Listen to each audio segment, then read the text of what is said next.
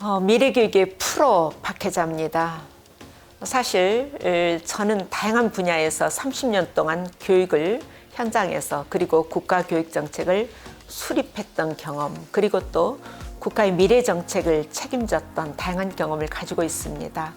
오늘 2022년 새해를 맞이해서 우리 학생들이 이 변혁의 시간에 어떤 궁금증을 가지고 있을까? 또 지난 코로나 기간 동안에 여러분들이 학교가 문을 닫으니 학교가 많이 가고 싶으셨죠? 또 학교가 어떻게 될까라고 하는 다양한 궁금증을 가지고 계실 텐데요. 그러한 이야기 오늘 함께 나누어 보도록 하겠습니다. 네.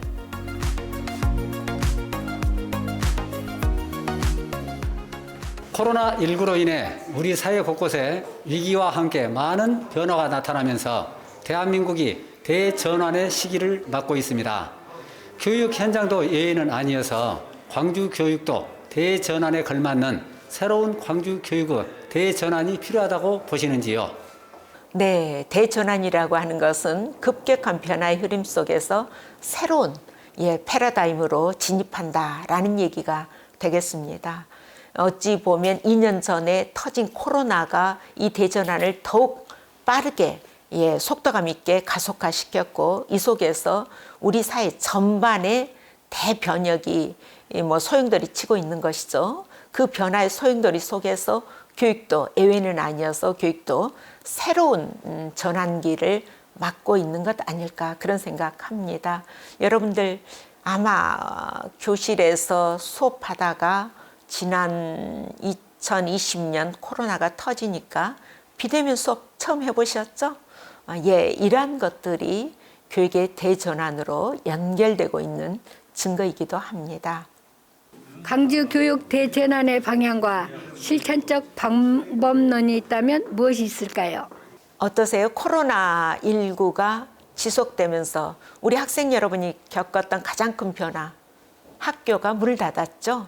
학교가 문을 닫으니 어떠셨어요? 학교가 문을 닫으니 학교가 보였다라고 말하죠. 정말 우리가 과거에 체험해보지 못했던 새로운 시대가 열리는 것 같지 않습니까?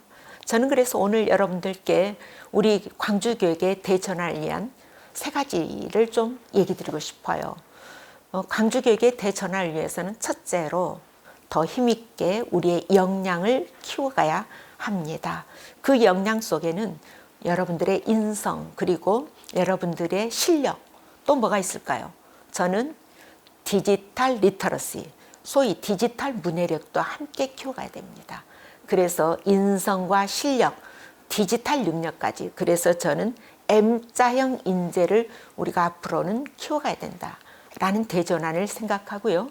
두 번째로, 또 우리 교육은 더 공정하게 나아가야 됩니다.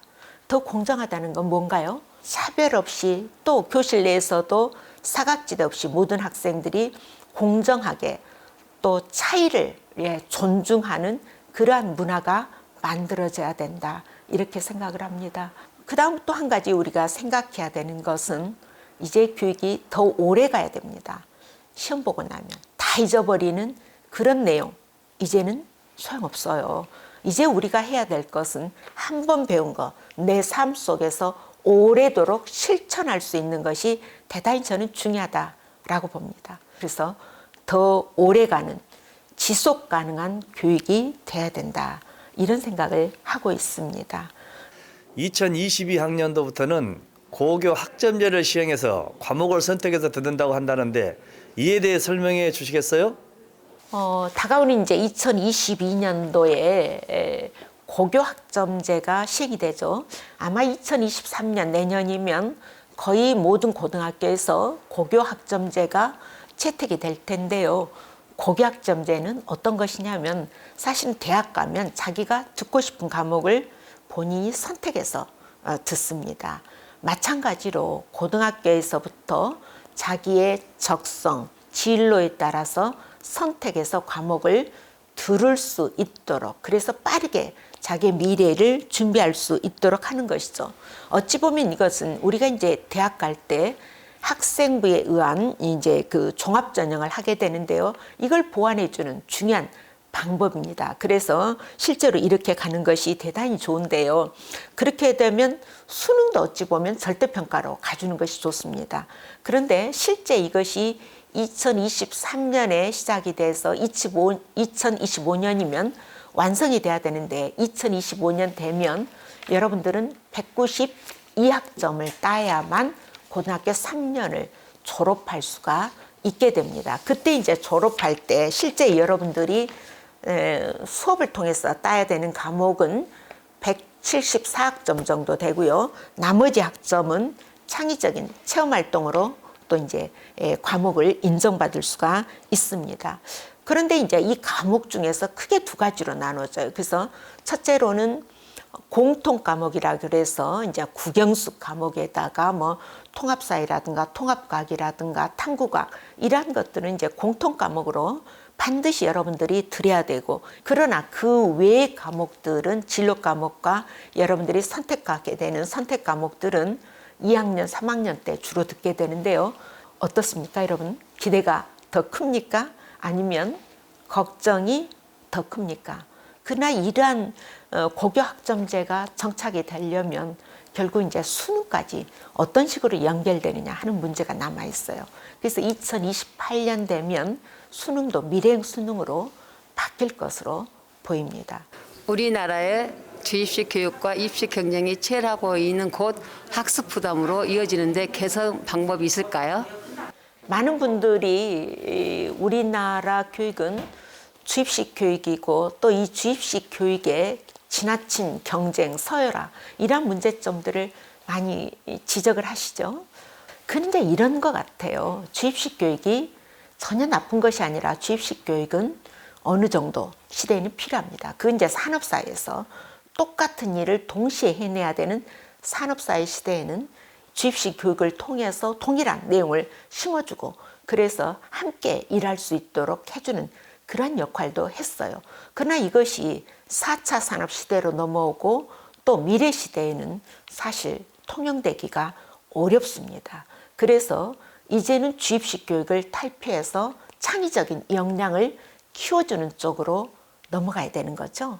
프랑스에서는 그 수업 시간에 뭐 바칼로레라고 그래서 사실상 그 논술, 자기의 생각, 창의적인 생각을 그 적도록 되어 있고 그 문제를 풀어가는 과정을 체험하도록 하는 교육들이 관심을 끌고 있습니다.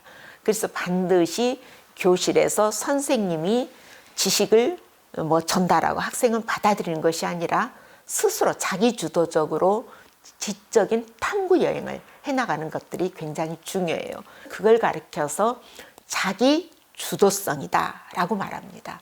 그래서 저는 교육은 이미 해체돼야 된다.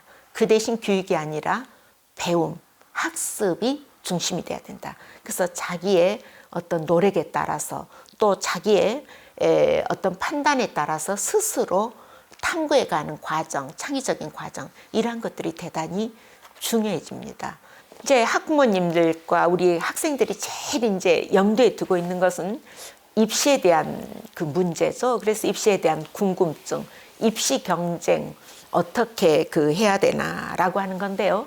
이 수능 자체도 많이 변해야 됩니다. 그래서 최근에 뭐 후보 캠프에서는 뭐 그 입시에 있어서 아주 고난도의 문제는 수능에서 출제하지 못한다라는 이제 얘기를 한 바도 있습니다만 앞으로의 그 수능은 우리 아이들의 창의력을 측정할 수 있는 방법으로 바뀌어야 되기도 하고 또 이 수능의 평가 방법도 과단 경쟁에 빠지지 않도록 우리가 절대평가식으로 그래서 그 아이의 성장 과정, 그 아이의 학업에 대한 실제의 성장 과정을 보여주는 그러한 그 평가 방법, 그래서 절대평가에 가까운 그러한 방법으로 변화해야 된다 이렇게 보고 있습니다.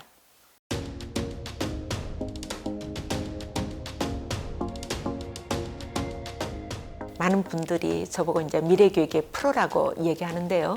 사실 이제 한국교육학술정보원에서 국가 미래교육을 책임졌기 때문에 그런 이제 칭호를 듣습니다.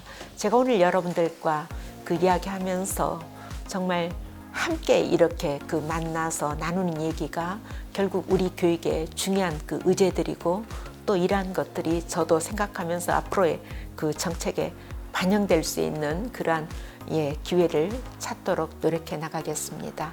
여러분들의 관심사 저도 마음에 담겠습니다. 고맙습니다.